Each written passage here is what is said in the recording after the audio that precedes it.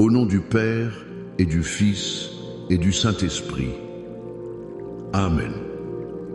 Bonjour ma famille prophétique, bonjour à toi qui te connectes en ce moment même. Que la paix de Dieu qui surpasse toute intelligence inonde ton cœur, ta maison, ta vie en cet instant précis.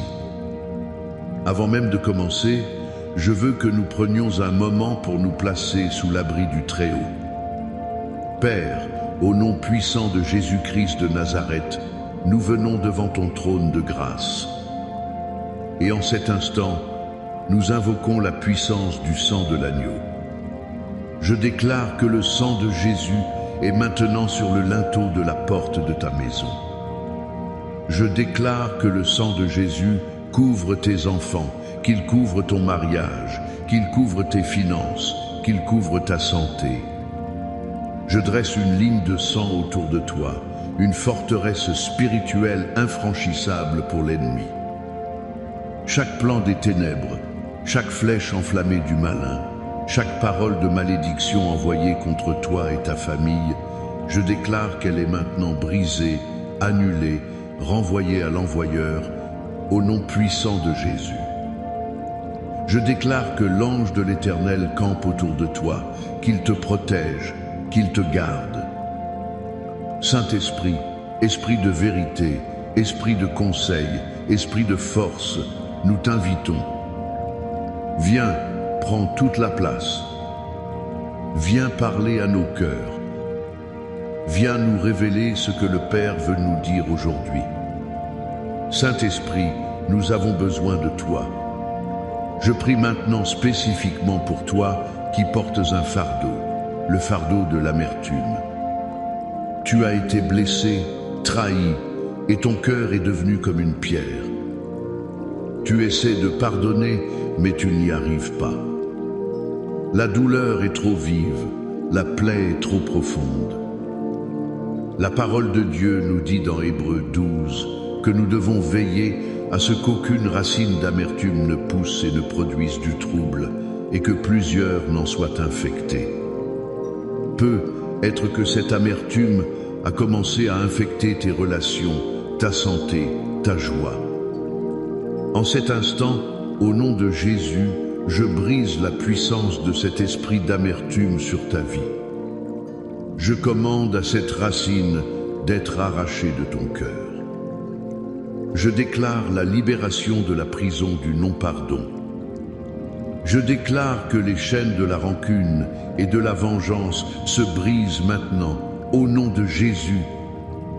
Reçois la paix, reçois la liberté, reçois la capacité surnaturelle de relâcher et de laisser aller, au nom puissant de Jésus. Famille, je suis si heureux de vous retrouver. Si tu es béni par cette présence de Dieu, je veux que tu écrives « Amen » dans les commentaires. Fais-le maintenant. Laisse-moi voir ta foi. Mets un like sur cette vidéo pour que l'algorithme la montre à plus de personnes qui ont besoin d'entendre ce message. Abonne-toi à cette chaîne, notre famille prophétique, pour ne manquer aucune de ces rencontres divines. Et je veux te donner une mission prophétique. Partage cette vidéo avec 7 personnes. Pas 6, pas 8, mais 7. Le chiffre de la perfection divine. 7 personnes dans ton entourage qui ont besoin d'être libérées et de marcher dans l'amour de Dieu.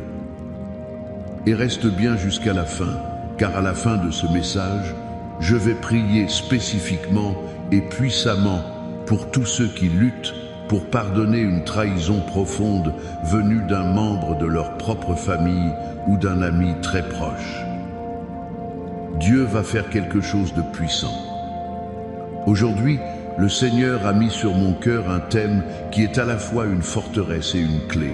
Sous la protection du psaume 91, je choisis de pardonner et d'aimer. Écoute-moi bien. Le pardon n'est pas une option pour le croyant, c'est un commandement. Mais soyons honnêtes, c'est l'un des commandements les plus difficiles à appliquer. Pourquoi ? Parce que quand quelqu'un nous blesse, notre premier réflexe n'est pas de l'aimer, mais de nous protéger. Nous construisons des murs, nous nous enfermons, nous gardons notre rancune comme un bouclier, pensant que cela nous protège d'être blessés à nouveau. Mais en réalité, ce bouclier de non-pardon devient une prison. Dieu nous offre une bien meilleure protection. Il nous offre une forteresse divine, et c'est depuis l'intérieur de cette forteresse que nous trouvons la force et la sécurité pour pardonner. Mon premier point aujourd'hui est celui-ci. La protection du psaume 91 est la forteresse qui nous rend capables de pardonner. Le psaume 91, versets 1 à 4, nous dit « Celui qui demeure sous l'abri du Très-Haut repose à l'ombre du Tout-Puissant. Je dis à l'Éternel, mon refuge et ma forteresse, mon Dieu en qui je me confie, car c'est lui qui te délivre du filet de l'oiseleur, de la peste et de ses ravages. Il te couvrira de ses plumes et tu trouveras un refuge sous ses ailes. Sa fidélité est un bouclier et une cuirasse. » Analysons cela. Celui qui demeure. Le mot « demeurer » ici ne signifie pas une visite occasionnelle. Il ne s'agit pas d'aller à l'église le dimanche et d'oublier Dieu le reste de la semaine. Demeurer, c'est vivre, c'est habiter, c'est faire de la présence de Dieu ton adresse permanente. C'est quand tu choisis de vivre dans cette communion constante avec lui que tu te places sous l'abri du Très-Haut. Et qu'est-ce que cet abri? C'est un refuge, une forteresse. Imagine une forteresse médiévale, avec des murs épais, des tours de guet, imprenables. C'est l'image que Dieu veut que tu aies de sa protection. Maintenant, quel est le lien avec le pardon? C'est simple. Tu ne peux pas pardonner si tu te sens vulnérable et exposé. Si tu as l'impression que l'offenseur peut encore t'atteindre, te blesser, te nuire, pardonner te semblera être un acte de faiblesse, une folie. Tu te diras, si je pardonne, il va croire qu'il a gagné. Si je pardonne, il va recommencer. Tu as peur, et c'est une peur légitime d'un point de vue humain. Mais Dieu t'appelle à changer de perspective. Il te dit, ne construis pas tes propres murs de rancune. Viens habiter dans ma forteresse. Ici, tu es en sécurité. Ici, rien ne peut t'atteindre. Ici, tu es couvert par mes plumes, protégé par mon bouclier. Je me souviens d'une femme dans notre communauté, appelons-la Sarah. Elle avait été trahie de la pire des manières par sa meilleure amie et son associé en affaires. Elle avait tout perdu, son entreprise, son ami, sa confiance dans les autres. Pendant des années, elle a vécu dans une amertume profonde. Elle disait, « Pasteur, je ne peux pas pardonner. Chaque fois que je pense à elle, je sens la haine monter. C'est plus fort que moi. Et j'ai peur, si je lui pardonne, c'est comme si je disais que ce qu'elle a fait n'était pas grave. » Un jour, pendant un temps de prière, le Saint-Esprit lui a parlé, non pas du pardon, mais de sa sécurité en Christ.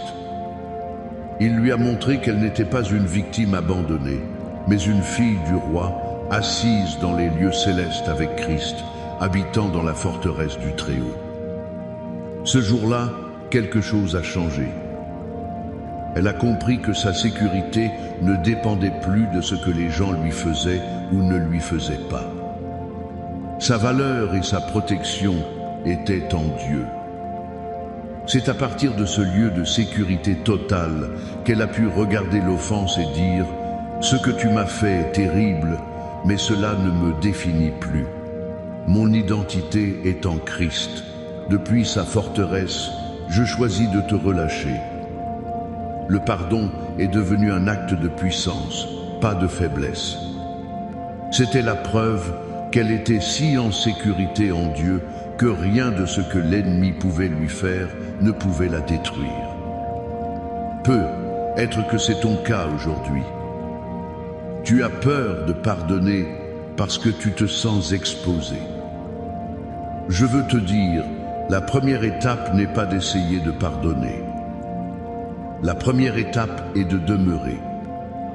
Passe du temps dans sa présence. Lis le psaume 91 chaque jour. Déclare-le à voix haute sur ta vie. Je dis à l'Éternel, tu es mon refuge, ma forteresse. Construis ta conscience de sa protection. Quand tu seras pleinement convaincu que tu es intouchable en lui, pardonner ne sera plus un sacrifice, mais une déclaration de ta victoire en Christ. Cela m'amène à mon deuxième point. Le pardon et l'amour ne sont pas des émotions, mais des choix faits par la puissance du Saint-Esprit. Nous vivons dans une société qui glorifie les sentiments. Suis ton cœur, fais ce que tu ressens. Mais la Bible nous enseigne un principe radicalement différent. L'amour et le pardon, dans le royaume de Dieu, sont d'abord des décisions, des actes de la volonté, des commandements à obéir. Dans Matthieu 18, Pierre vient voir Jésus et lui demande, pensant être très généreux, « Seigneur, combien de fois pardonnerai-je à mon frère lorsqu'il péchera contre moi? Sera-ce jusqu'à 7 fois ?» Et Jésus lui répond, « Je ne te dis pas jusqu'à 7 fois, mais jusqu'à 70 fois 7 fois. » Ce n'est pas un calcul mathématique. Jésus ne dit pas de pardonner 490 fois et de s'arrêter à 491. Il parle d'un pardon illimité. Il établit le pardon comme un style de vie. Comment est-ce possible? Personne ne ressent l'envie de pardonner 490 fois à quelqu'un qui le blesse continuellement. C'est humainement impossible.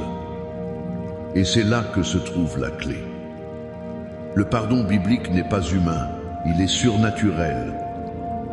Colossiens 3,13 nous dit « Supportez-vous les uns les autres, et, si l'un a sujet de se plaindre de l'autre, pardonnez-vous réciproquement. De même que Christ vous a pardonné, pardonnez-vous aussi. » Le modèle, c'est Christ. Est-ce que nous méritions son pardon? Non. Est-ce qu'il a ressenti de la joie en allant à la croix? Non, il a sué du sang à Gethsémane. Mais il a fait un choix. Il a dit, « Père, non pas ma volonté, mais la tienne. » Le pardon est une décision de ta volonté, alignée sur la volonté de Dieu et activée par la puissance du Saint-Esprit. Tu dois arrêter d'attendre de sentir le pardon. Tu ne le sentiras peu, être jamais au début. Le sentiment vient souvent bien après l'acte d'obéissance. L'acte de pardon est un acte de foi. Tu dis, « Père, je ne le sens pas. Mon cœur est en colère, ma chair crie vengeance.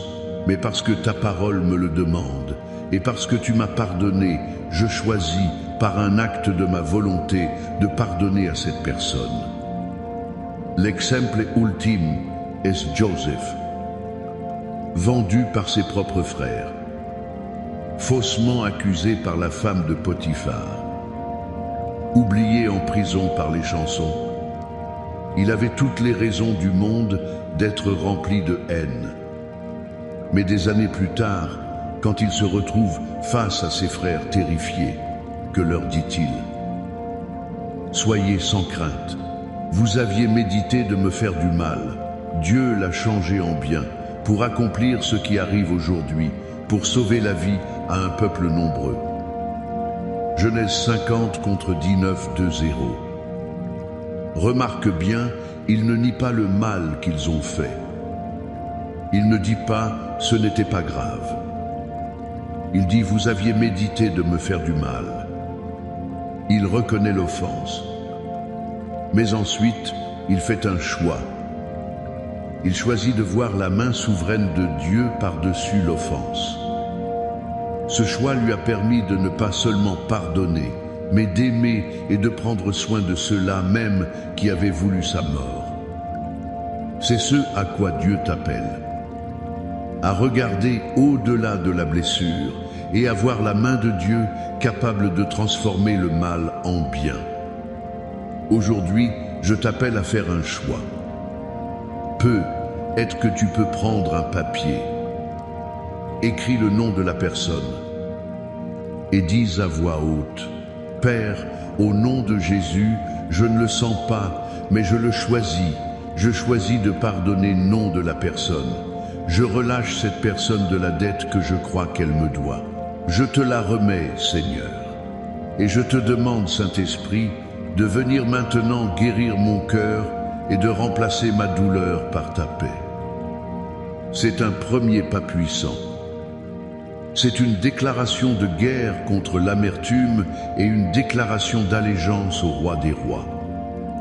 Sous la protection du psaume 91, dans cette forteresse imprenable, tu es en sécurité pour faire ce choix. Ce n'est pas un choix de faiblesse, mais le plus grand acte de force spirituelle que tu puisses poser. Maintenant, je veux que nous déclarions ensemble cette forteresse. Je vais lire l'intégralité du psaume 91. Ne l'écoute pas passivement. Reçois chaque parole comme une parole prophétique pour toi, pour ta maison, pour cette saison de ta vie. Fais la tienne. Celui qui demeure sous l'abri du Très-Haut repose à l'ombre du Tout-Puissant. Je dis à l'Éternel: mon refuge et ma forteresse, mon Dieu en qui je me confie. Car c'est lui qui te délivre du filet de l'oiseleur, de la peste et de ses ravages. Il te couvrira de ses plumes, et tu trouveras un refuge sous ses ailes. Sa fidélité est un bouclier et une cuirasse. Tu ne craindras ni les terreurs de la nuit, ni la flèche qui vole de jour, ni la peste qui marche dans les ténèbres, ni la contagion qui frappe en plein midi. Que 1000 tombent à ton côté et 10 000 à ta droite, tu ne seras pas atteint. De tes yeux seulement tu regarderas et tu verras la rétribution des méchants. Car tu es mon refuge, ô Éternel. Tu fais du Très-Haut ta retraite. Aucun malheur ne t'arrivera, aucun fléau n'approchera de ta tente. Car il ordonnera à ses anges de te garder dans toutes tes voies. Ils te porteront sur les mains, de peur que ton pied ne heurte contre une pierre. Tu marcheras sur le lion et sur l'aspic, tu fouleras le lionceau et le dragon. Puisqu'il m'aime, je le délivrerai, je le protégerai, puisqu'il connaît mon nom. Il m'invoquera et je lui répondrai. Je serai avec lui dans la détresse, je le délivrerai et je le glorifierai. Je le rassasierai de longs jours et je lui ferai voir mon salut. Amen. Alléluia. Reçois cette parole pour toi. C'est ton héritage en Christ. Maintenant, inclinons nos cœurs dans la prière. Père éternel, Dieu tout-puissant, Créateur du ciel et de la terre, nous venons devant toi avec des cœurs ouverts. Seigneur, nous te remercions pour ta parole qui est une lampe à nos pieds et une lumière sur notre sentier. Merci pour la révélation de cette forteresse, cet abri sûr qu'est ta présence. Père, je prie pour chaque personne qui écoute ma voix en ce moment. Je te demande de leur révéler, par ton esprit, la réalité de cette protection. Que la peur de la vulnérabilité soit remplacée par une foi audacieuse dans ta capacité à les garder. Apprends-nous à demeurer en toi, Seigneur, non pas comme des visiteurs, mais comme des résidents permanents de ton royaume d'amour et de sécurité. Seigneur, je prie maintenant pour la grâce de pardonner. Pour chaque cœur qui a été brisé, pour chaque confiance qui a été trahie, pour chaque parole qui a laissé une cicatrice profonde. Saint-Esprit, viens maintenant comme le divin guérisseur. Là où il y a de la colère, mets ta paix. Là où il y a de la haine, mets ton amour. Là où il y a un désir de vengeance, mets un désir de libération. Je déclare que la puissance de choisir le pardon est libérée maintenant sur chaque personne, au nom de Jésus. Je brise l'emprise du passé. Je brise le pouvoir des souvenirs douloureux. Nous choisissons de nous aligner sur ta volonté, Seigneur. Nous choisissons d'obéir à ton commandement. Et maintenant, comme je l'ai promis, je veux prier pour cette douleur spécifique, cette trahison qui vient de l'intérieur, du cercle de confiance. Père, au nom de Jésus, je lève vers toi tes fils et tes filles dont le cœur a été transpercé par un père, une mère, un frère, une sœur, un conjoint, un enfant ou un ami qui était comme un frère.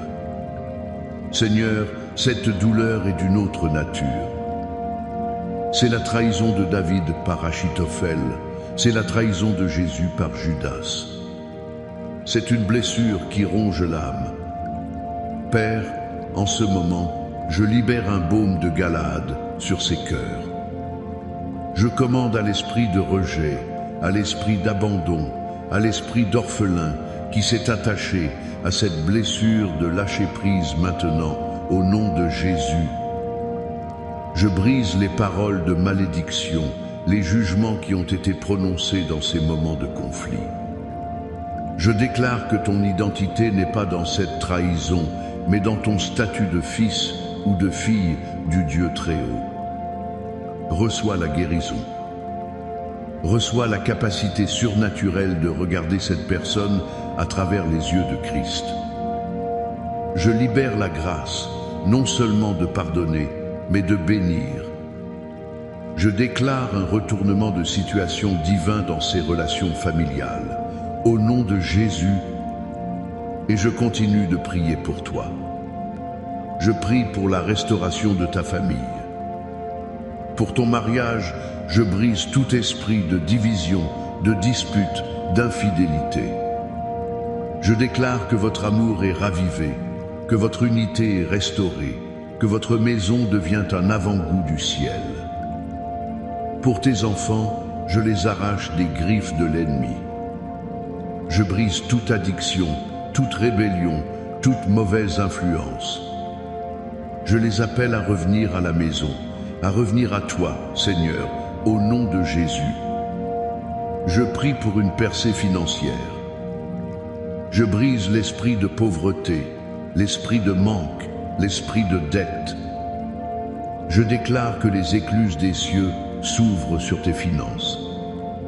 Je déclare que tu es la tête et non la queue. Je déclare que tu prêteras et que tu n'emprunteras pas. Reçois des idées créatives, des promotions divines, des contrats surnaturels au nom de Jésus. Je prie pour la guérison divine. Pour chaque corps atteint par la maladie, par le cancer, par le diabète, par la douleur chronique, par la dépression, par l'anxiété. Par les meurtrissures de Jésus, nous avons été guéris. Je libère cette parole de guérison maintenant. Je commande à chaque cellule de ton corps de s'aligner sur la parole de Dieu. Je commande à la douleur de partir, à la maladie de se dessécher à la racine. Sois guéri, sois restauré, sois rendu complet, au nom de Jésus. Père, nous te remercions pour ta victoire. Nous sortons de ce moment non pas comme nous y sommes entrés. Nous sortons plus forts, plus libres, plus aimants, plus confiants en toi. Nous choisissons de demeurer sous ton abri, de pardonner comme tu nous as pardonné et d'aimer avec ton amour. Maintenant, reçois cette bénédiction. Que l'Éternel te bénisse et qu'il te garde. Que l'Éternel fasse luire sa face sur toi et qu'il t'accorde sa grâce. Que l'Éternel tourne sa face vers toi et qu'il te donne la paix. La paix dans ton cœur, la paix dans ta maison, la paix dans tes relations, la paix dans ton esprit. Va dans la plénitude, sa protection et de son amour, au nom du Père, du Fils et du Saint-Esprit. Amen et Amen.